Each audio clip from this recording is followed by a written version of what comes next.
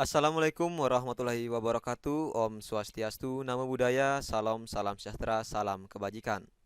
Masih bersama kami di sini, buku siswa anak sekolah yang akan selalu menemani teman-teman untuk belajar bersama mengenai soal-soal P3K keguruan. Edisi kali ini kita akan belajar bersama mengenai soal-soal P3K keguruan untuk kompetensi teknis IPS, PPK, PGSD. Dan ke depan kita juga akan membahas soal-soal seputar PPG keguruan. Jadi buat teman-teman yang belum subscribe channel ini, jangan lupa di subscribe karena subscribe itu gratis. Dan dengan teman-teman mendukung seseorang, maka secara tidak langsung teman-teman sudah mendukung diri sendiri. Baiklah teman-teman, sebelum lanjut mari kita berdoa dulu sejenak agar apa yang kita bahas pada kesempatan ini memberikan manfaat untuk kita bersama. Soal yang pertama. Salah satu kearifan lokal yang dilakukan oleh masyarakat Baduy dalam memitigasi gempa adalah A. Mendirikan bangunan dari bahan yang lentur seperti bambu, ijuk, dan kirai supaya rumah tidak mudah rusak. B. Menggunakan penanda hewan tupai untuk mengetahui gejala gempa. C. Membangun barak-barak penampungan. D. Masuk ke dalam kolong-kolong meja atau kolong tempat tidur. E. Membangun bangunan dari beton tahan gempa. Kita lihat pembahasannya berikut ini. Nah, berikut merupakan beberapa kearifan lokal yang dilakukan masyarakat dalam memitigasi gempa. Yang pertama, untuk masyarakat Baduy ini biasanya memitigasi gempa dengan membuat aturan adat atau pikukuh dan larangan dalam membangun rumah. Nah, dalam hal ini bahan bangunan yang digunakan adalah harus bahan-bahan yang lentur seperti bambu, ijuk, kirai supaya rumah tidak mudah rusak. Dan rumah juga tidak boleh didirikan langsung menyentuh tanah, jadi harus panggung. Kemudian untuk masyarakat Mentawai ini dalam memitigasi gempa menggunakan pertanda dari tupai dan ayam. Tupai akan gelisah, begitu juga dengan ayam peliharaan. Nah, ini juga akan gelisah, akan berkotek tanpa sebab apabila ada ciri-ciri akan terjadinya gempa. Selanjutnya untuk masyarakat Tanah Ai, Nusa Tenggara Timur ini memitigasi gempa dengan memberikan sesajen kepada sang naga dan membangun barak. Kemudian masyarakat Bali ini melakukan mitigasi gempa dengan keluar rumah, membunyikan kentongan, dan berangkulan satu sama lain. Nah, dengan demikian jawaban yang tepat untuk pertanyaan ini yaitu yang A. Masyarakat Baduy ini memitigasi gempa dengan mendirikan bangunan dari bahan yang lentur seperti bambu, ijuk, dan kirai, supaya rumahnya tidak mudah rusak. Soal berikutnya. Adat Cowongan dan Gebuk Ende adalah salah satu kearifan lokal masyarakat Nusantara untuk bertahan hidup. Maksud dari adat Cowongan dan Gebuk Ende adalah A. Mempertahankan budaya dan adat lokal. B. Adat meminta hujan. C. Bertahan dari bahaya gempa. D. Adat mengolah sumber daya alam dan lingkungan. E. Budaya menanam padi. Kita lihat pembahasannya berikut ini. Jadi, pertanyaan mengenai adat Cowongan dan Gebuk Ende ini berhubungan dengan kearifan lokal masyarakat dalam meminta hujan. Nah, ada beberapa tradisi masyarakat mengenai cara meminta hujan. Yang pertama ada tradisi cambuk badan tiban di Tulang Agung, kemudian tradisi ujungan di Purbalingga, tari sintren di Cirebon, tari gundala-gundala di Karo, tradisi gebuk ende di Karangasem Bali, tradisi ojung di Bondowoso, tradisi cowongan di Banyumas, tarian suling dewa dari Bayan Lombok Utara, Nusa Tenggara Barat. Nah, ini merupakan beberapa kearifan lokal masyarakat dalam meminta hujan. Dengan demikian jawaban yang tepat untuk pertanyaan ini yaitu yang B, adat meminta hujan. Dan untuk tipe soal yang lain mengenai tradisi ini sudah kita bahas dalam video sebelumnya. Jadi silakan teman-teman nanti dicek videonya pada playlist yang sudah kita sediakan. Karena dengan seringnya kita membaca atau mendengarkan video itu akan melatih ingatan kita teman-teman.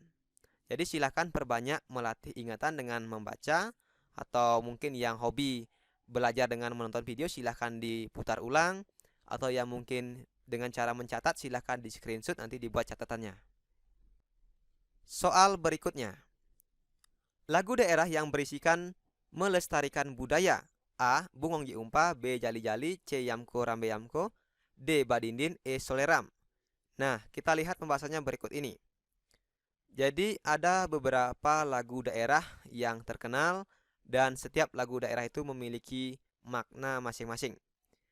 Di sini kita akan bahas mengenai beberapa saja lagu-lagu daerah dan maknanya. Yang pertama ada Bungong Ji Umpa. Ini berasal dari Aceh, yang berarti bunga cempaka. Lagu ini menggambarkan semangat dan keindahan tanah Aceh dan menjadi simbol bunga khas Kesultanan Aceh. Yang kedua ada Jali-Jali dari Betawi. Lirik Jali-Jali merupakan jalinan pantun yang dipadukan nada dan musik riang yang berfungsi untuk menghibur hati yang sedang berduka atau sedih. Kemudian yang ketiga ada lagu Yamko Rambe Yamko, ini dari Papua, merupakan lagu yang bertemakan peperangan. Jadi pelantun lagu ingin menjadi pahlawan yang rela berkorban sampai mati untuk mempertahankan negara Indonesia dari penjajah. Yang ketiga ada Badinin, ini dari Sumatera Barat, memiliki makna sangat dalam yakni untuk menjaga kebudayaan Minang. Yang kelima Soleram dari Riau, lagu ini bercerita tentang cinta dan persahabatan.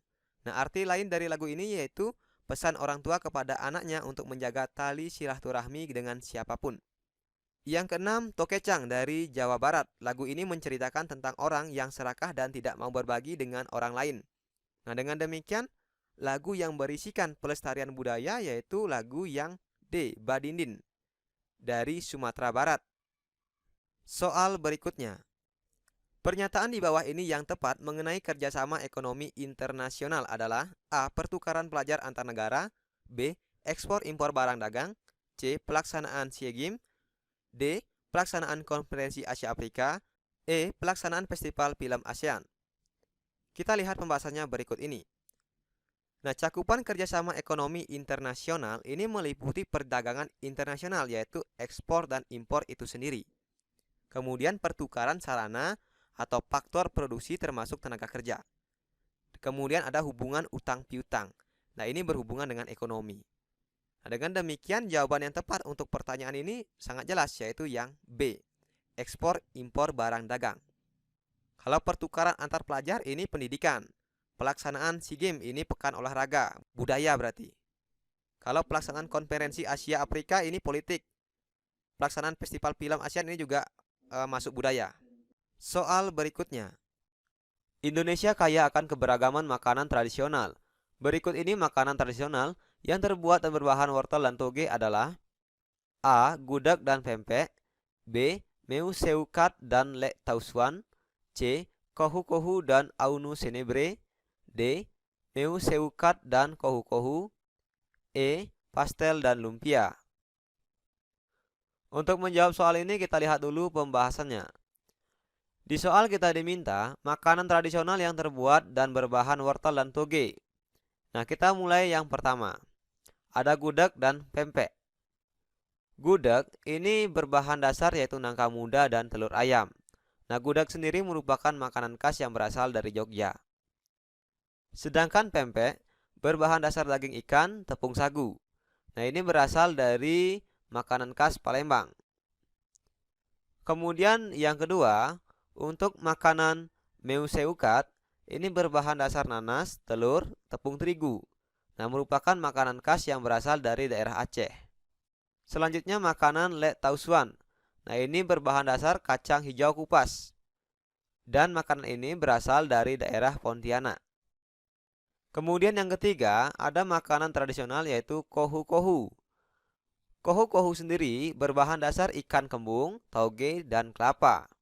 Nah, makanan khas ini berasal dari daerah Maluku.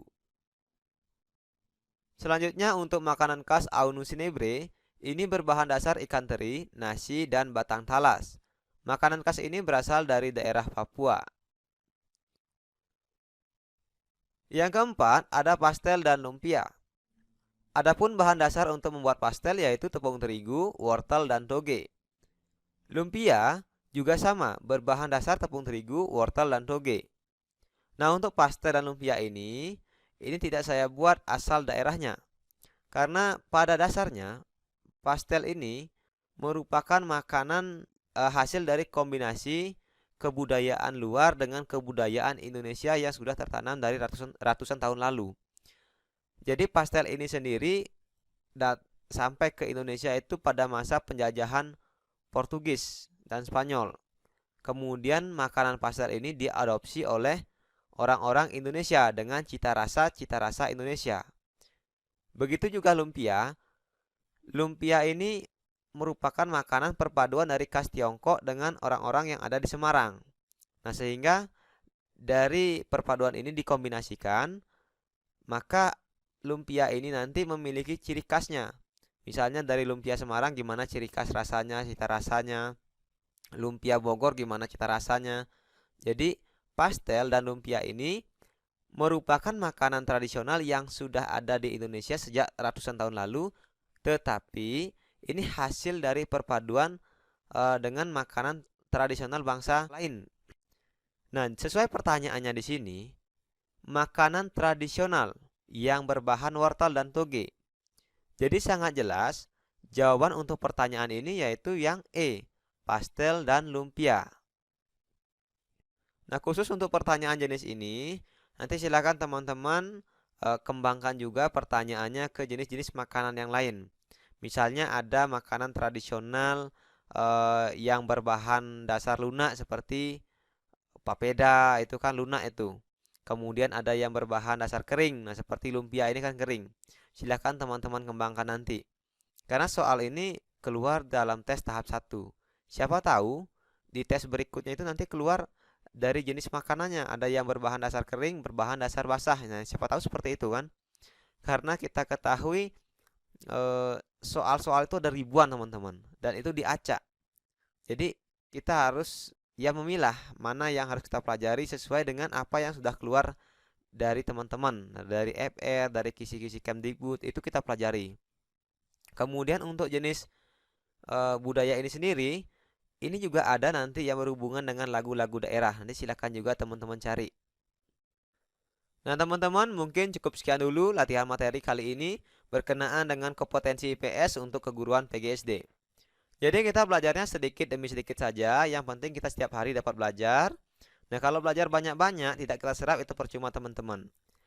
Nah, nanti kalau memang teman-teman sudah paham dengan apa yang sudah kita bahas bersama ini, boleh teman-teman kembangkan lagi. Materi-materinya silakan dikembangkan. Seperti tadi, ada tentang makanan tradisional, sebuah kebudayaan, itu silakan teman-teman nanti dikembangkan lagi. Dan saya doakan untuk teman-teman yang mengikuti seleksi tes P3K tahun ini, saya doakan semoga diberi kemudahan, kelancaran, dan membuahkan hasil yang baik. Akhir kata saya ucapkan terima kasih dan mohon maaf atas kekurangannya. Sampai jumpa lagi dalam video berikutnya.